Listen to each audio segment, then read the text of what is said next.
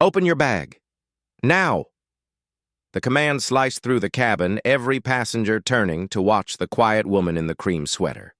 The flight attendant's eyes burned with petty triumph, unaware that the bag she was demanding to inspect held a secret worth billions and belonged to the one person who could shatter her career with a single phone call. In the next few minutes, her smug authority would detonate into a corporate disaster, and everyone on board would witness the moment power changed hands. The terminal at JFK was a symphony of controlled chaos, a river of humanity flowing towards Gates food courts and questionable-smelling restrooms. Business travelers in tailored suits power-walked with Bluetooth earpieces. Families wrangled overt, tired children, and mountains of luggage and students with oversized headphones seemed to float through the noise, lost in their own worlds. And then there was Isabella Sterling. To any casual observer, she was utterly unremarkable. She wore simple dark gray trousers, a soft cashmere sweater in a shade of cream, and comfortable-looking leather flats. Her light brown hair was pulled back in a simple, elegant twist, and her face, devoid of all but the most minimal makeup, was focused on the tablet she held in one hand. She could have been a professor, a mid-level manager, an architect on her way to a client meeting. She projected an aura of quiet competence, of someone who had no time for drama and simply wanted to get from point A to point B. Her only luggage was a sleek black leather carry-on bag at her feet. It was impeccably designed but bore no obvious brand names, no flashy logos. It was the epitome of understated quality, a bag that could cost $20 or $10,000, and its anonymity was entirely by design. She was waiting to board Transcontinental Airlines Flight 782 to San Francisco. The boarding process had just begun, and the air was thick with the familiar tension of passengers jockeying for position, eager to secure overhead bin space. The gate agent, a harried-looking man named Kevin, was making announcements with the weary tone of someone who had repeated the same script 1,000 times that day. "We will now begin boarding for Group 3. Please have your boarding passes ready. Remember, all passengers are allowed one carry-on item and one personal item. All carry-on items must fit in the sizer. We will be checking." Isabella was in Group 2, but she preferred to board later to minimize her time in the cramped confines of the aircraft. She watched as the line for Group 3 surged forward. It was then that she first saw her. Brenda Jenkins stood beside the jet bridge entrance like a sentinel. She was a woman in her late 40s with a severe blonde bob that looked as though it had been set with concrete and a slash of bright red lipstick that seemed to accentuate the permanent downturn of her mouth. Her uniform was immaculate, but her posture was rigid, radiating a sense of grievance, as if every passenger was a personal affront. She was scanning the line, her eyes darting from bag to bag, a hunter seeking prey. A young man with a slightly too large backpack was pulled aside. "Sir, you'll have to put that in the sizer." The backpack, of course, did not fit. "That'll have to be checked," Brenda declared, her voice carrying a note of triumph. "There's a $50 fee," the young man protested, flustered. But Brenda was implacable, pointing him back towards the long-suffering Kevin at the desk. She then turned her attention back to the line, her gaze sweeping over the passengers with undisguised suspicion.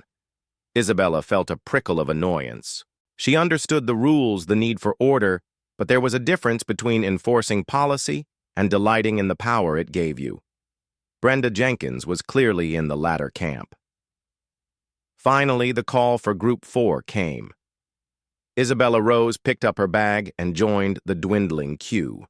As she approached the gate, she saw Brenda's eyes lock onto her black leather bag. It was a look of pure, unadulterated speculation.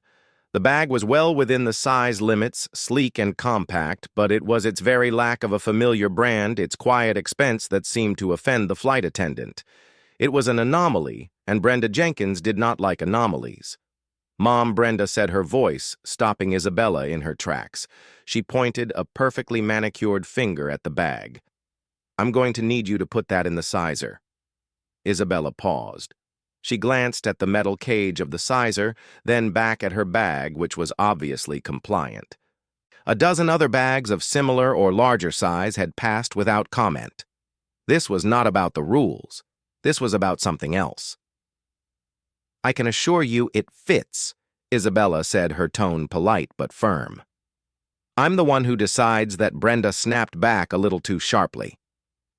Several people in the line turned to look. "The sizer, please?" Isabella could feel her patience beginning to fray. She had a transcontinental flight ahead of her, followed by a series of meetings that would determine the future of a $3 billion project. The last thing she needed was a petty power struggle with a glorified hall monitor. But arguing would only create a bigger scene. With a sigh that was almost imperceptible, she walked to the sizer and slid her bag in. It fit with inches to spare on all sides. She slid it out and looked at Brenda, her eyebrows raised in a silent question. Brenda's lips thinned.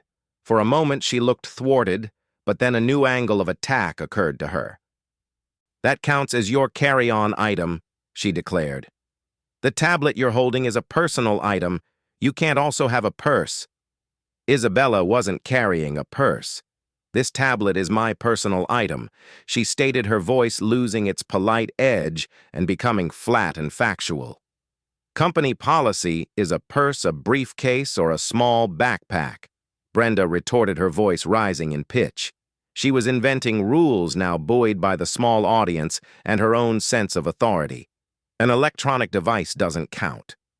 This was absurd. Isabella had flown hundreds of times on this very airline and had never encountered such a ridiculous interpretation of the rules. She could see the gate agent, Kevin, starting to look uncomfortable.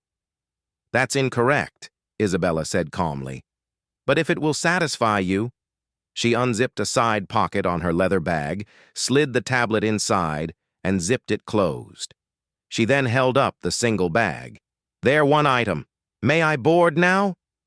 Brenda looked furious. She had been outmaneuvered, made to look foolish in her pedantry. She stared at Isabella, a flicker of genuine dislike in her eyes. It was the look of someone who had picked a fight expecting an easy victory, only to find their opponent was not intimidated. She wanted to say more, to find some other infraction, but the line was backing up and people were grumbling. With a tight, angry jerk of her head, she gestured towards the jet bridge. "Fine, go ahead." Isabella walked past without another word. Her back straight, her expression unreadable. She could feel Brenda's glare on her back the entire way down the ramp. She shook her head slightly. It was over. A moment of unpleasantness, nothing more. She was wrong. It was only the beginning. The cabin of the Airbus A321 was a familiar environment for Isabella. She navigated the narrow aisle with practiced ease, her eyes scanning the seat numbers.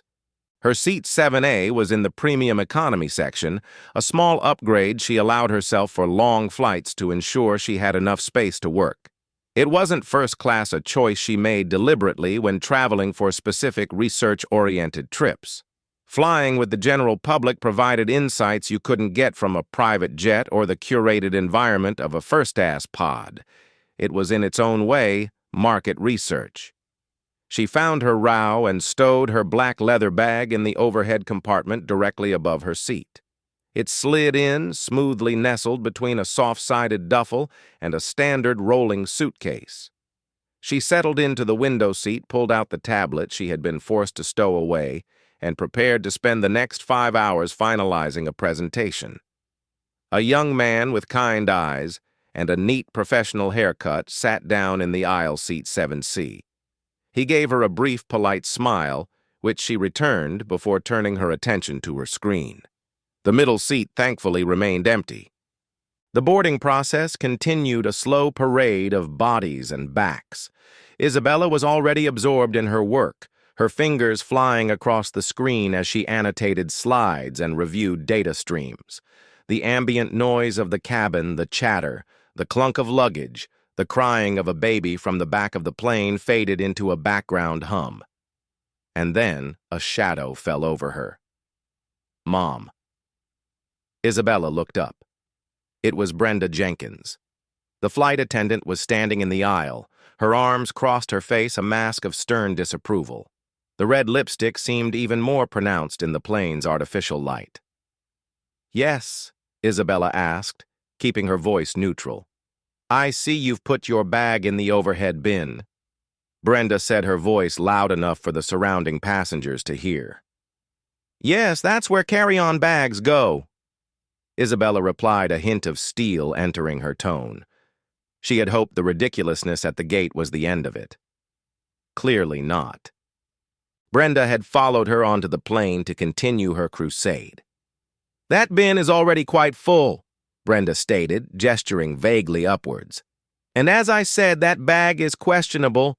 Given the limited space, I'm going to have to insist that you check it."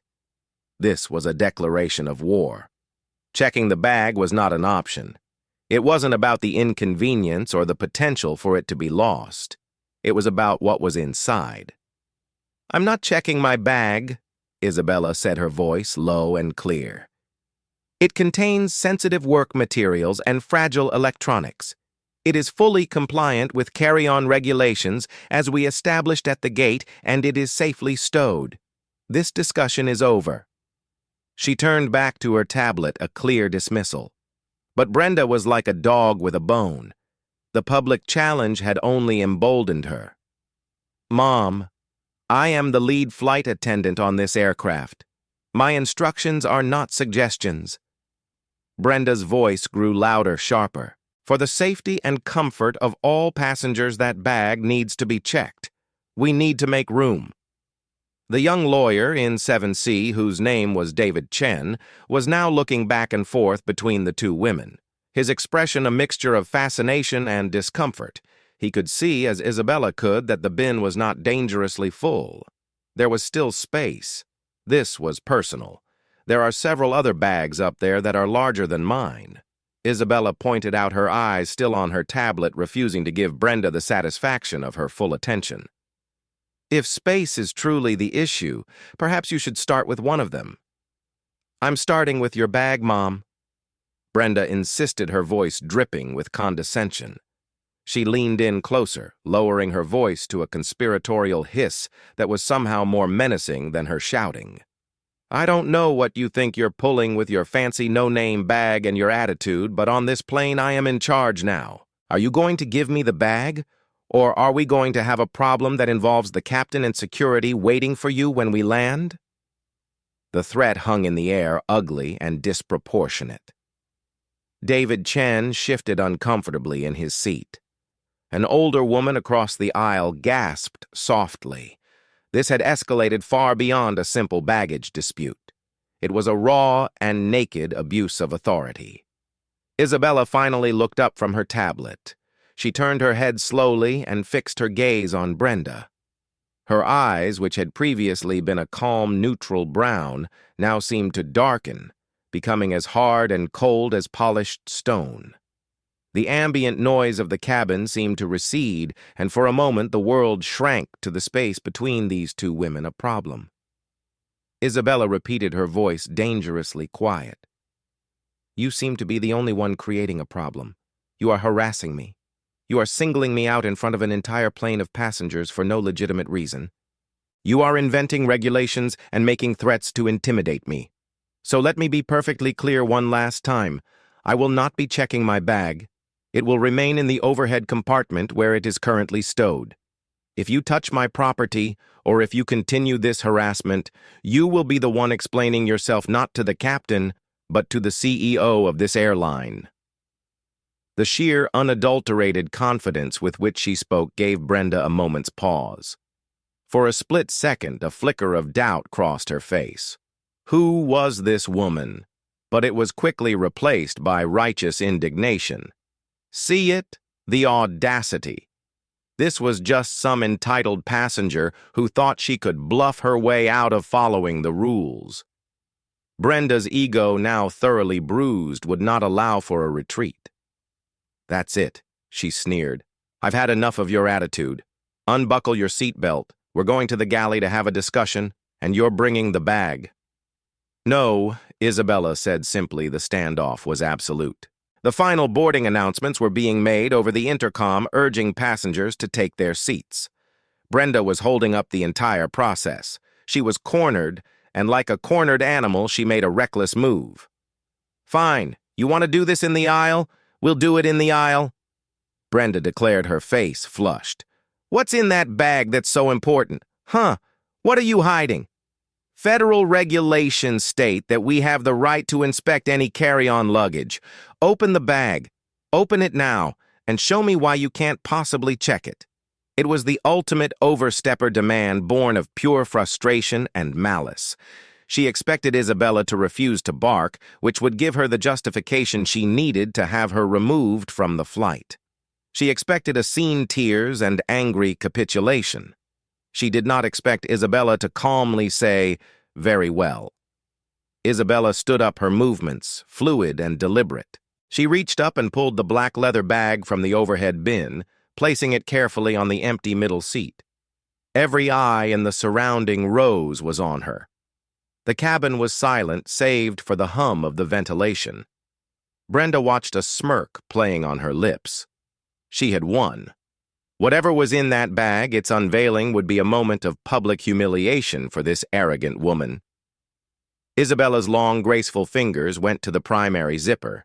She looked directly at Brenda, her expression utterly unreadable. "You sure you want to do this?" Isabella asked, her voice soft. "There is no coming back from this moment. I am giving you one final opportunity to return to your duties and leave me alone. Open it." Brenda hissed her victory, now inches away. Isabella pulled the zipper. The bag opened with a smooth, quiet sound that seemed to echo in the tense silence. She folded back the top flap, revealing the contents within. The interior of the bag was not cluttered with the usual travel miscellany. There were no rumpled clothes, no books, no bag of trail mix. The inside was lined with a soft charcoal gray microfiber, and nestled within custom molded foam padding lay a single object. It was a device roughly the size of a large hardback book, encased in a seamless shell of what looked like brushed titanium and a dark matte ceramic. It had no discernible screen, no buttons, no ports. Its surface was cool, minimalist, and utterly alien. It was a piece of technology so advanced and so elegantly designed that it looked less like a consumer product and more like a prop from a science fiction film. Brenda Jenkins stared at it, confused. "What is that, a laptop? You're making all this fuss over a laptop?" Her voice held a note of disappointment. She had been expecting something more incriminating, more dramatic. But it wasn't Brenda who reacted. It was the young lawyer in seat 7C, David Chen. He leaned forward, his eyes wide, his breath catching in his throat. He had seen design mock-ups, read hushed articles in tech journals, and followed the rumors for years. He recognized the aesthetic, the materials, the sheer uncompromising minimalism. But what he saw next confirmed it. Isabella reached into the bag and tilted the device slightly. On the underside, etched into the titanium with laser precision, was a single, elegant symbol, a perfect circle with a single stylized wave passing through its center. David Chen gasped, the sound sharp in the quiet cabin. "Oh my God," he whispered, his voice filled with awe. That's an aura." The name dropped into the silence like a stone into a deep well. Brenda looked from the device to David, her expression one of complete bewilderment. "A what? What's an aura?" But others had heard.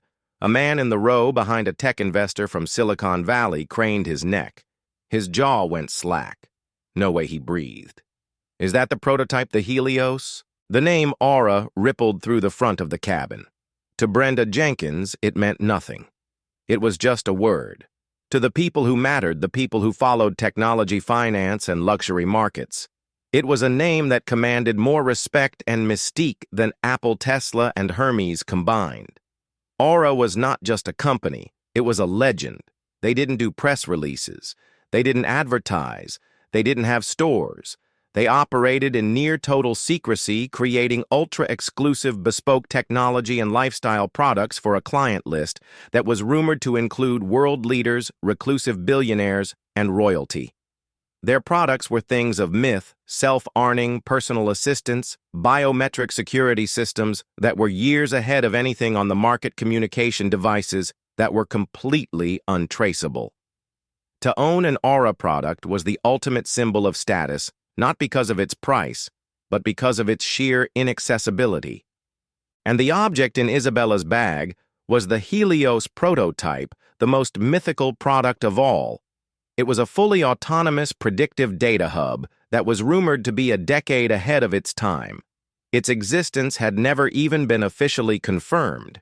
It was quite literally priceless. It was a billion-dollar secret sitting in a carry-on bag on a commercial flight. Isabella looked at Brenda, whose face was still a canvas of confusion. Aura. Isabella said, her voice soft but resonant. Is my company? The statement landed with the force of a physical blow. Brenda staggered back a step, bumping into the drinks cart that had been parked behind her. The smirk was gone, replaced by a slack-jawed expression of disbelief. She stammered, unable to form a coherent sentence. Isabella's gaze was relentless. You demanded to know what was in this bag. You demanded to know why it could not be checked. This is a one-of-a-kind prototype. Its value is not something that can be insured. Its loss or damage would compromise years of research and development worth more than this entire airplane. This is why I would not check my bag. Are you satisfied? Every word was a perfectly sharpened dart. The arrogance and condescension that had fueled Brenda for the past hour evaporated, replaced by a cold, creeping dread. She stared at the serene, powerful face of the woman she had been tormenting. The simple sweater, the plain trousers. It wasn't a lack of style. It was a level of wealth and power so immense that style was irrelevant. It was the uniform of someone who had nothing to prove to anyone. Brenda had not picked a fight with some random passenger. She had picked a fight with Isabella Sterling, the notoriously private, borderline mythical founder and CEO of Aura. A woman whose name was whispered with reverence in the boardrooms of the most powerful corporations on the planet. A woman who could, with a single text message, end careers, dissolve partnerships, and shift stock markets. I was just following procedure. Brenda whispered the words, sounding hollow and pathetic even to her own ears. No, Isabella corrected her, her voice cutting through the excuse like glass. You were not. You were engaging in a personal vendetta because your authority was not immediately deferred to. You were unprofessional, abusive, and you have created a serious incident. She carefully placed the Helios device back into its foam cradle and zipped the leather bag shut. The click of the zipper was like a judge's gavel. She then looked past Brenda to the other flight attendants who were now hovering nearby, their faces pale with alarm. The captain has been cleared for takeoff. I suggest you all prepare the cabin for departure immediately. It was not a request. It was a command, and it was obeyed instantly.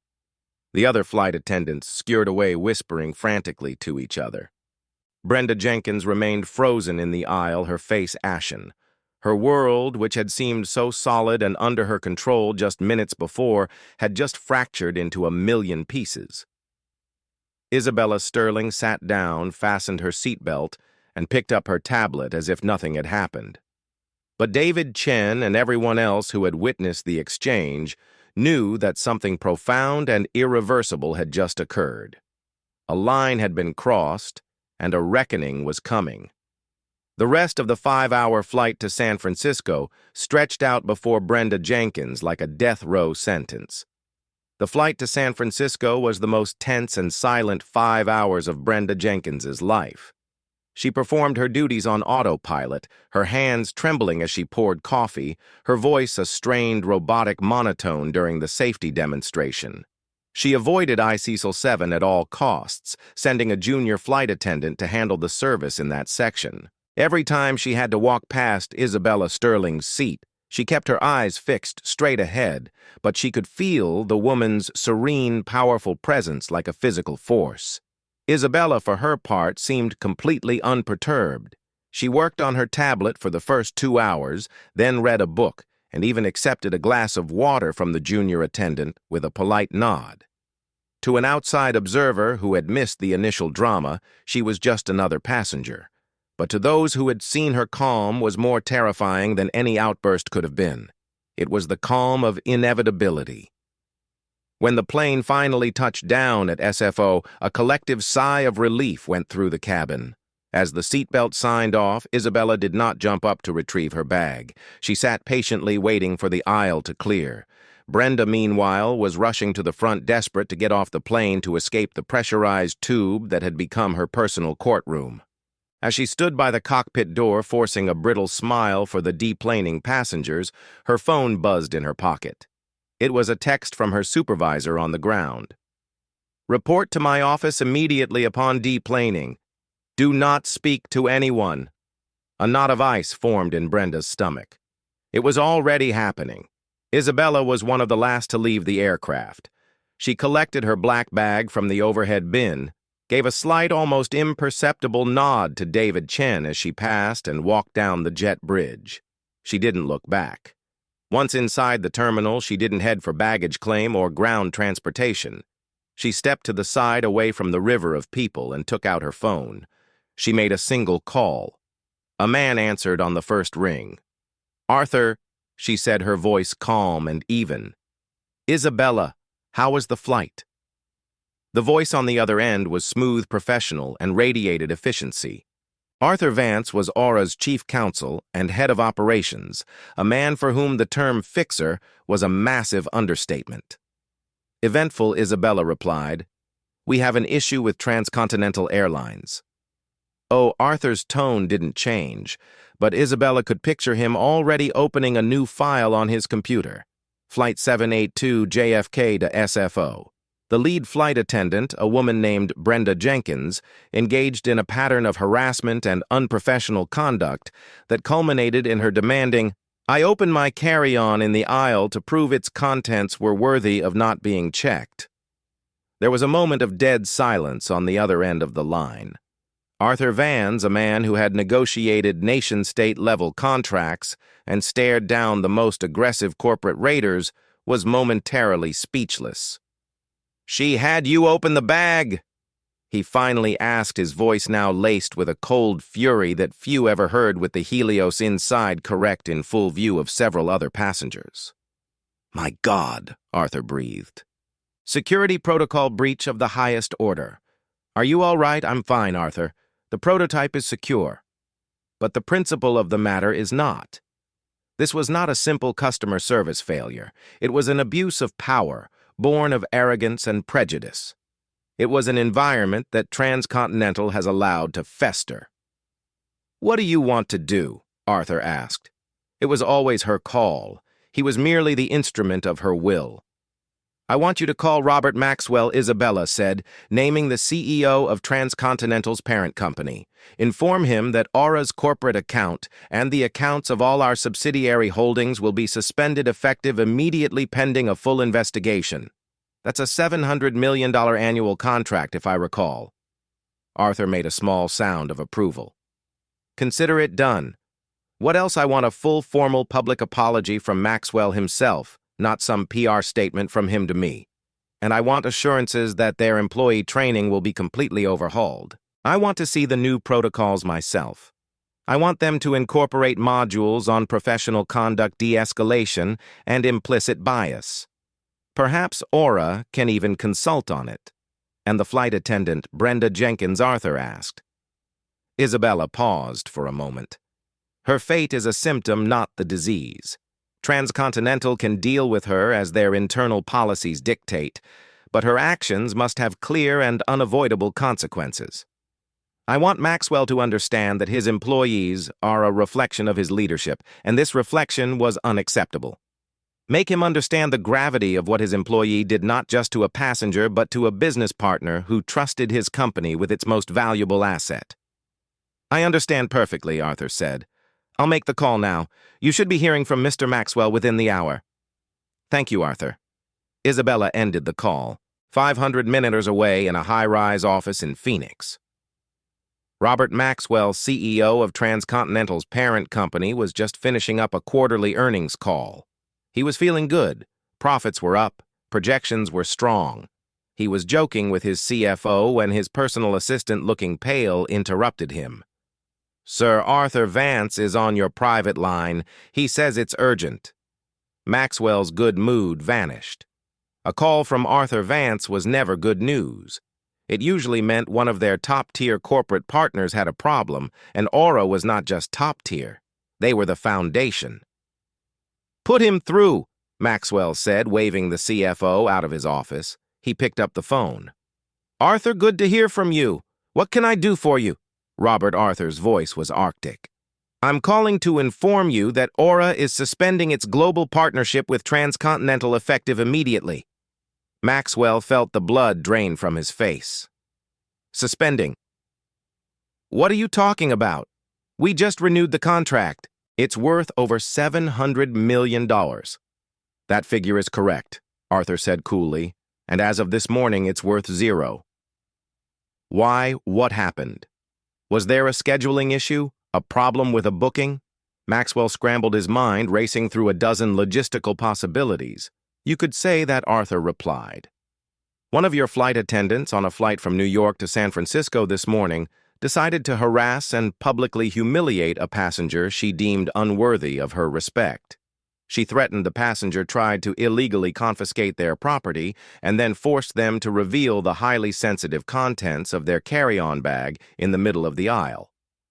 Maxwell was confused. "That's terrible, unacceptable. We'll refund the passenger, offer them vouchers, of course.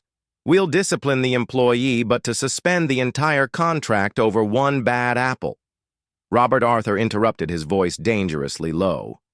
The passenger was Isabella Sterling. Maxwell's world stopped. He felt like he had been punched in the gut. Isabella Sterling, the founder of Aura, the woman he had met only once at a formal dinner where she had been so quiet and unassuming he had almost dismissed her.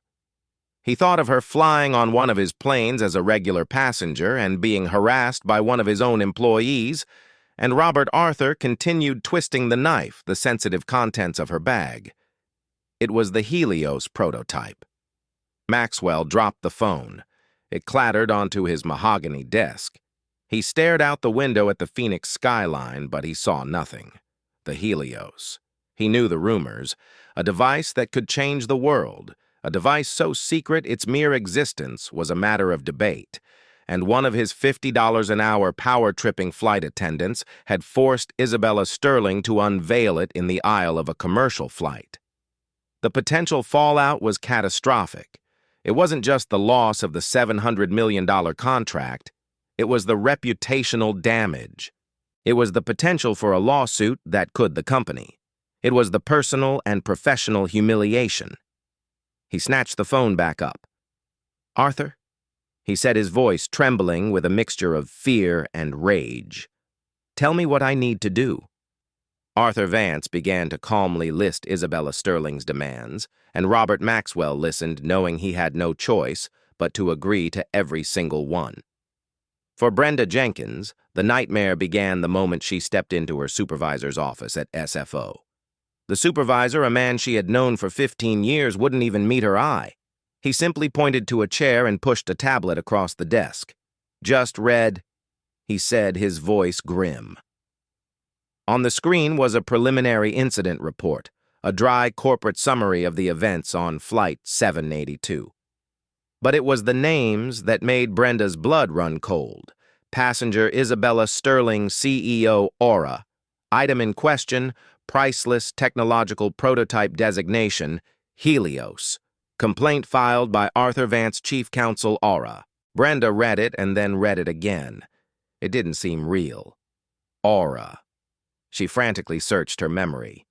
The name meant nothing to her. CEO. This plain, quiet woman was a CEO. It was impossible. It had to be a mistake, a prank. "This is a joke, right?" she asked, a hysterical laugh bubbling in her throat.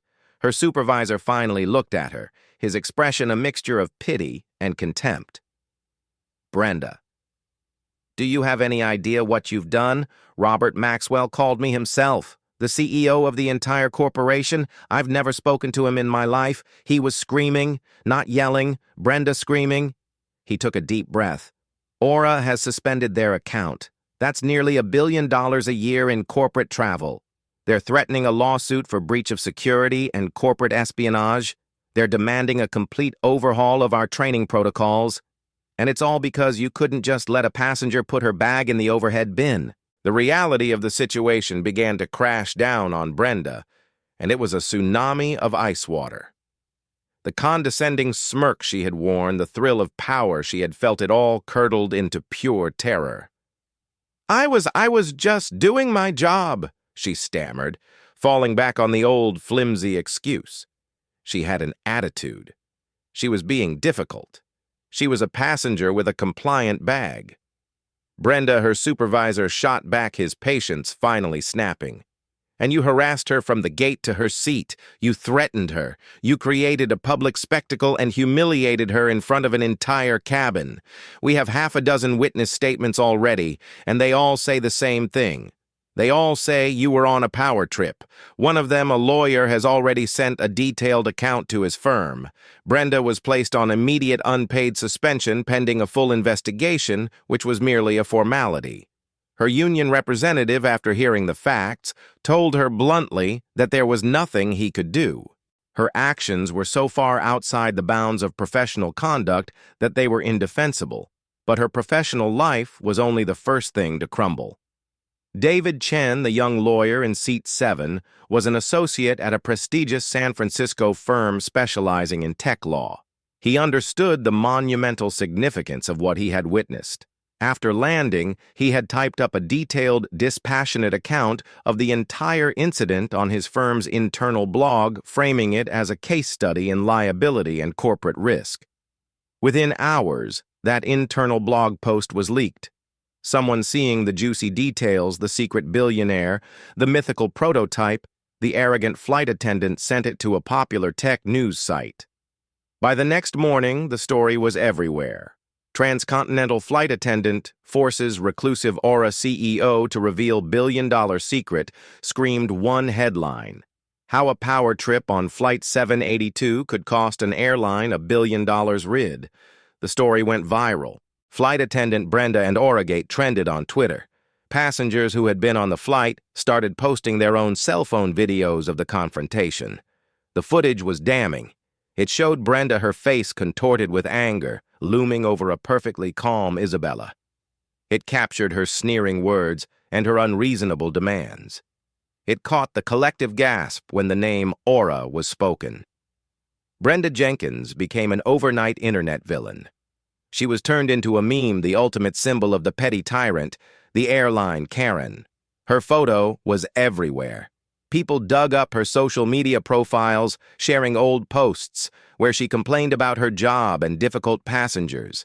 She was ridiculed, vilified, and condemned on a global scale. Her small apartment was besieged by reporters. She had to disconnect her phone. Her friends and family were hounded. In a desperate attempt to defend herself, she agreed to an interview with a national news network, hoping to tell her side of the story. It was a disaster. I was just trying to ensure the safety and security of the flight, she said, her voice trembling on camera. This woman, she was very dismissive. She had this air about her. It's my job to enforce the rules no matter who the person is. The interviewer pressed her, but the bag fit in the size are correct, and multiple witnesses said the bin was not full. They say you singled her out. They don't understand the pressures of the job. Brenda deflected, her eyes darting nervously. You have to be firm. If you give an inch, they'll take a mile.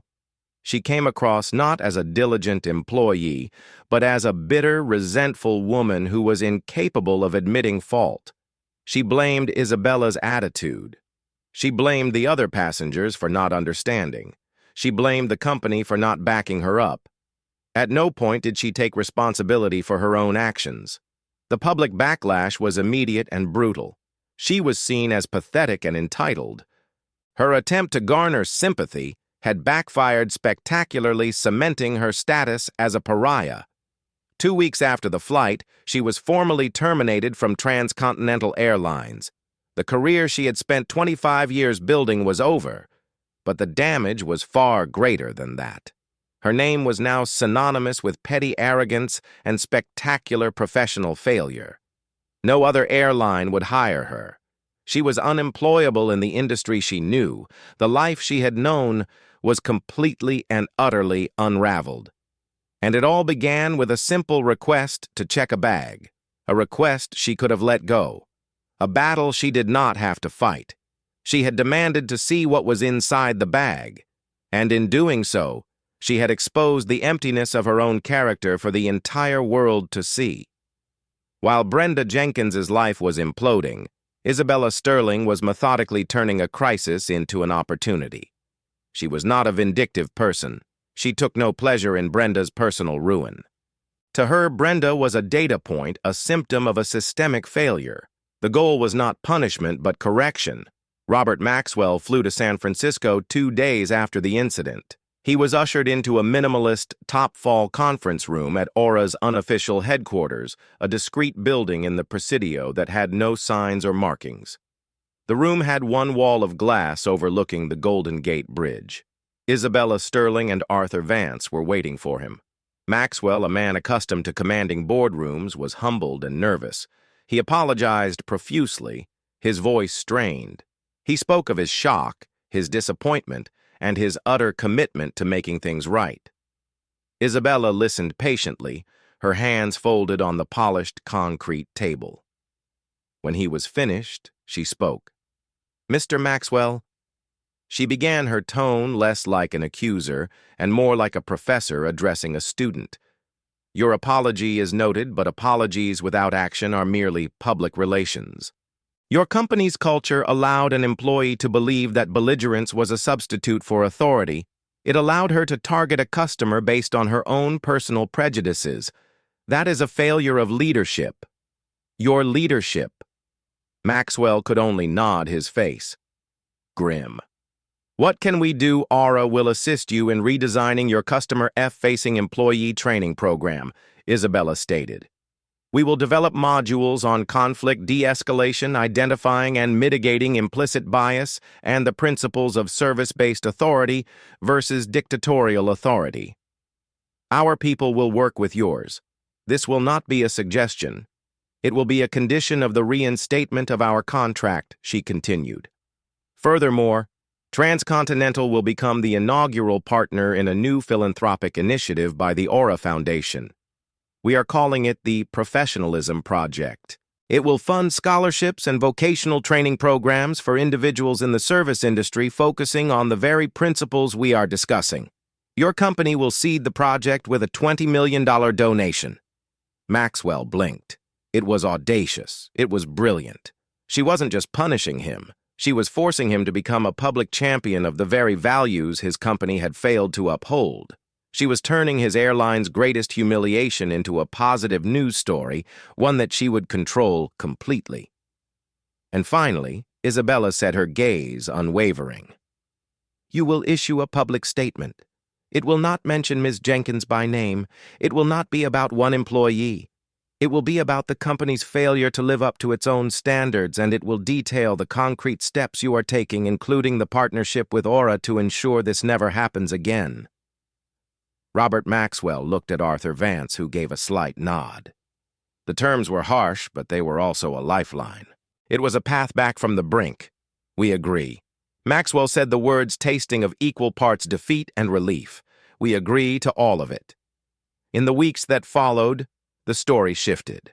The focus moved from Brenda Jenkins's personal failure to Transcontinental's bold new initiative. The news cycle, ever hungry for a new narrative, celebrated the partnership. Transcontinental's stock, which had taken a sharp dip, began to recover. Isabella Sterling, once known only in elite circles, became a subject of public fascination, not as a victim, but as a powerful, decisive leader who had turned an insult into a force for industry-wide change. She never spoke publicly about Brenda Jenkins. When asked about the incident in a rare interview, she simply said, "Respect is the most valuable currency in any transaction. When the expectation of respect is broken, it must be restored not just for the individual, but for the system itself. The story of Flight 782 became a modern business legend, a cautionary tale taught in business schools and customer service training seminars. It was a story about how in a world of hidden influence and quiet power, you never truly know who you are talking to. It was a lesson in how a single unnecessary act of arrogance, a small power trip over a simple black bag, could detonate a bomb that reshaped careers, corporations, and the very standards of an entire industry.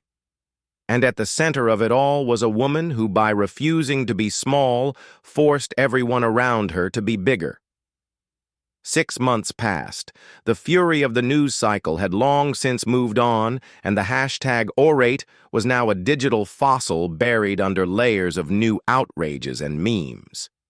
Yet the ripples from that single event on Flight 782 continued to expand subtly, but irrevocably, altering the landscape for everyone involved.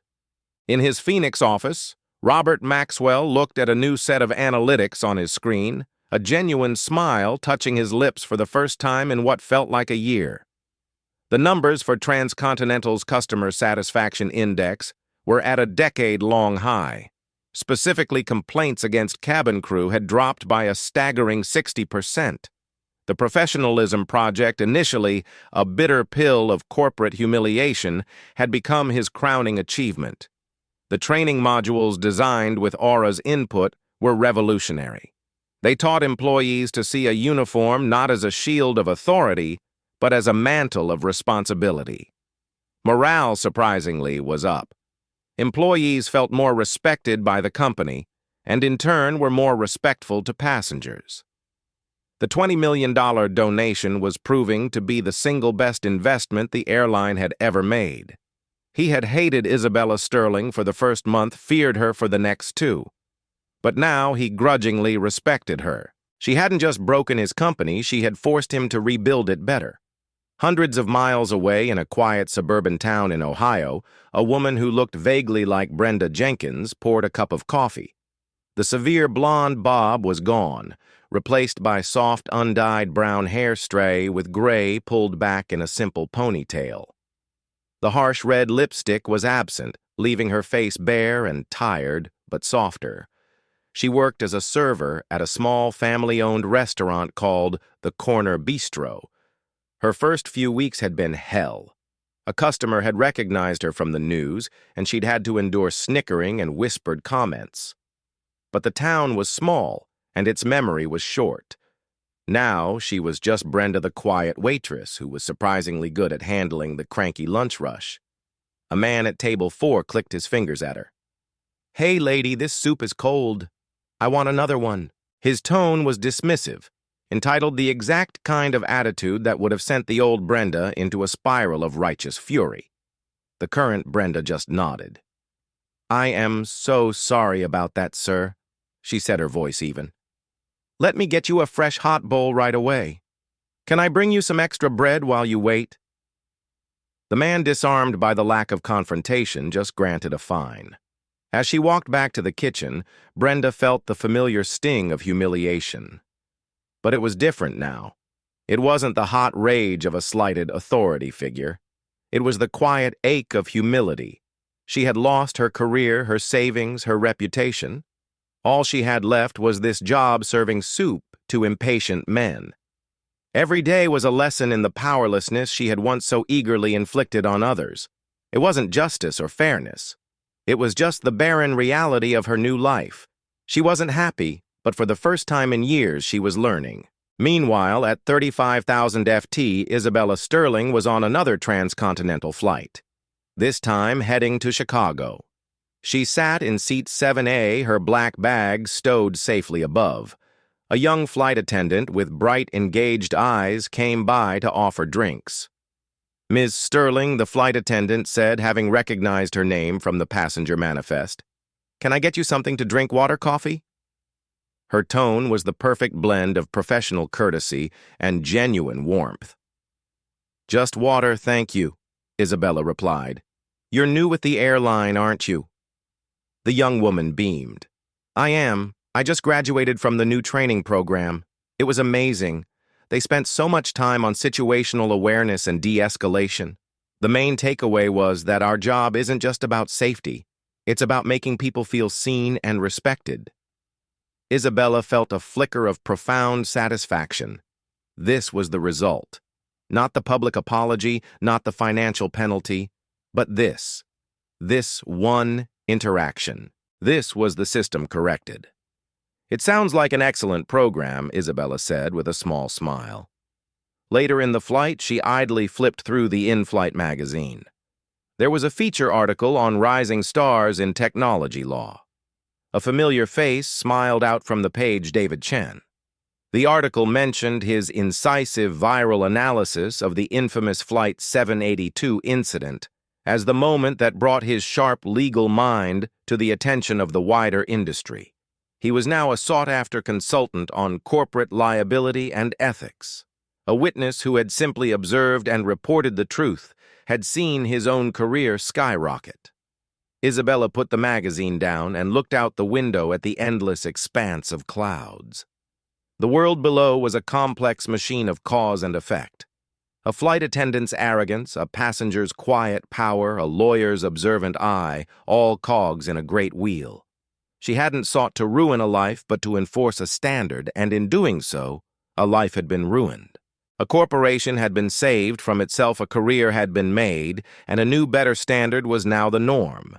The initial flash of lightning had been ugly, but the landscape it illuminated was now clearer and growing healthier in its wake.